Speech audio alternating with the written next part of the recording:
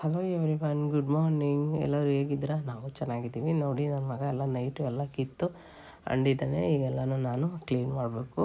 Raju walking ಹೋಗಿದ್ರು, ಸ್ವಲ್ಪ ತರಕಾರಿಗಳನ್ನ ತಂದಿದ್ರು, ಮನೇಲಿ ಖಾಲಿಯಾಗಿತ್ತು, ಹಾಗಾಗಿ ಎಲ್ಲ ಜೋಡಿಸ್ತಾ ಇದ್ದೀನಿ.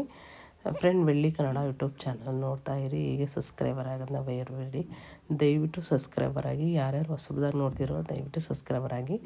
ಬನ್ನಿ, ನಾನಿವತ್ತು ಬಿಸಿಬೇಳೆ ಭಾತನ್ನ ಮಾಡ್ತಾಯಿದ್ದೀನಿ. ಪಾಪುಗೆ ಸ್ಕೂಲು ಎಕ್ಸಾಮು ಮುಗಿದಿದೆ, ಪ್ರಿಪ್ರೇಟ್ರಿ. ಈಗ ಹೋಮ್ವರ್ಕ್ ಕೊಡ್ತಾರೆ ಬನ್ನಿ ಅಂತ ಅಂದರು, ಅದಕ್ಕೆ ಅವಳು ಇವತ್ತು ಹೋಗ್ತಾ ಇದ್ದಾಳೆ. ನಾನು ಬಿಸಿಬೇಳೆ ಭಾತ್ ಮಾಡೋಣ, ಅವಳು ಎದ್ದ ತಕ್ಷಣವೇ ತಿಂತಾಳೆ ಅಂದ್ಬಿಟ್ಟು ರಾಯನ್ಗೆ ಮೊಟ್ಟೆ ಬೇಯಿಸಿದ್ದೀನಿ. ಅವನು ರಾಯಲ್ ಕೆನೆ ಹಾಕ್ಕೊಟ್ಟು ತಿಂತಾನೆ. ರಾಯಲ್ ಕೆನೆ ಹಾಕ್ಕೊಟ್ಟ ತಕ್ಷಣ ಈಗ ನಾನು ತರಕಾರಿನ ಕಟ್ ಮಾಡ್ಕೊತಾ ಇದ್ದೀನಿ. ಫ್ರೆಂಡ್, ನನ್ನ ಮನೇಲಿ 3 ಜನ ಇರೋದು, ನಾನು, ಮಗಳು ಮತ್ತು ನನ್ನ ರಾಜು. ಈಗ ನಾನು ಎಲ್ಲನೂ ಸಣ್ಣದಾಗೆ ಕಟ್ ಮಾಡ್ಕೊತಾ ಇದ್ದೀನಿ. ಬನ್ನಿ, ಮಾಮೂಲಿ ನಾವು ಬಿಸಿಬೇಳೆ ಭಾತ್ಗೆ ಈಗ ಒಂದು ಕುಕ್ಕರ್ನ ಇಡ್ತೀನಿ, ಸಣ್ಣದಾಗಿ ಕಟ್ ಮಾಡ್ಕೊತೀನಿ ಇದನ್ನು, ತರಕಾರಿ ಎಲ್ಲನೂ. ಈರುಳ್ಳಿ, ಈಗ ಮೊದಲಿಗೆ ಎಣ್ಣೆ, ಸಾಸಿವೆ ಕಾಳು, ಕರ್ಬೇವಿನ ಸೊಪ್ಪು, ಸ್ವಲ್ಪ ಈರುಳ್ಳಿ.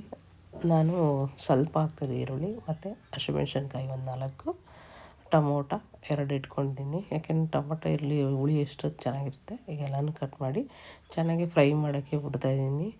ಆಮೇಲೆ ಸ್ವಲ್ಪ ಕಡಲೆಕಾಯಿ ಬೀಜ ಹಾಕ್ತಿದ್ದೀನಿ, ಯಾಕೆಂದರೆ ರಾಜುಗೂ ಮತ್ತು ನನ್ನ ಮಗಳಿಗೂ ಕಡಲೆಕಾಯಿ ಬೀಜ ಅಂದರೆ ತುಂಬ ಇಷ್ಟ.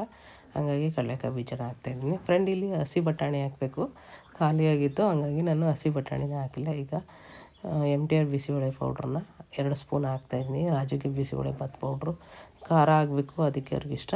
ಈರುಳ್ಳಿ ಹಾಕ್ಕೊಳ್ಳಿ, ಆಪ್ಷನಲ್ಲು ಇದ್ದರೆ.